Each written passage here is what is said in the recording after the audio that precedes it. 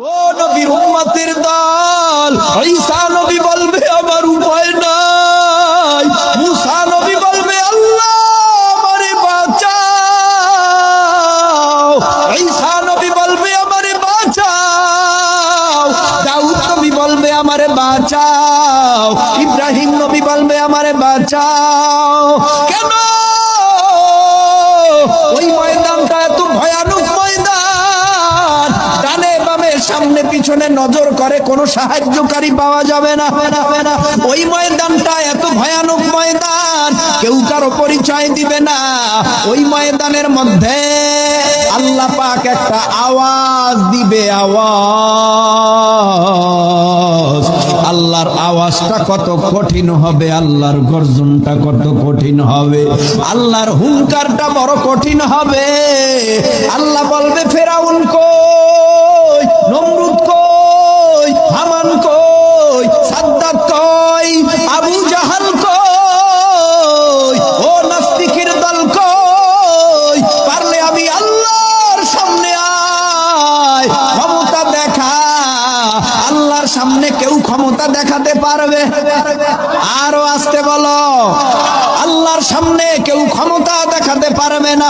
যেখানে নবীরা বলবে ইয়া নাফসি আমারে বাঁচাও, ওই ময়দানে আমার আল্লাহর নবী মাকামে মাহমুদ মর্যাদাপূর্ণ জায়গায় সিজদায় পড়ে কান্নার আওয়াজ।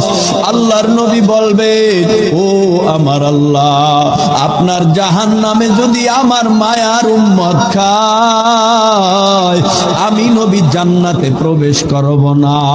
আয় আল্লাহ, আপনার জাহান্নামে যেন আমার একটা উম্মত না খায়। এই উম্মতের জন্য 3 দিন খানা খাই নাই, এই উম্মতের জন্য আমি ঠিক মতো ঘুমাইতেও পারি নাই, এই উম্মতের জন্য আমি ঠিকভাবে দুনিয়ার জমিনে চলি নাই। আমি শুধু রাত্রেও উম্মতের টেনশন, দিনেও উম্মতের টেনশন। সকালে খাইলে মাওলা, দুপুরে খাইতে পারি নাই, দুপুরে খাইলে আবার রাত্রে খেতে পারি নাই। 7 দিন পর্যন্ত পেটে পাথর বেঁধে রয়েছি শুধু এই উম্মতের জন্য। আয় আল্লাহ, আপনার জাহান্নামের যেই গর্জন, এই জাহান্নামে যদি আমার একটা উম্মত খায়, আপনার জাতে পাকের কসম খেয়ে আমি নবী বললাম আপনার জান্নাতে যাব না। কান্নার আওয়াজ দেওয়ার পর আমার আল্লাহর রহমতের দরিয়ার ভেতরে জোশ মেরে যাবে।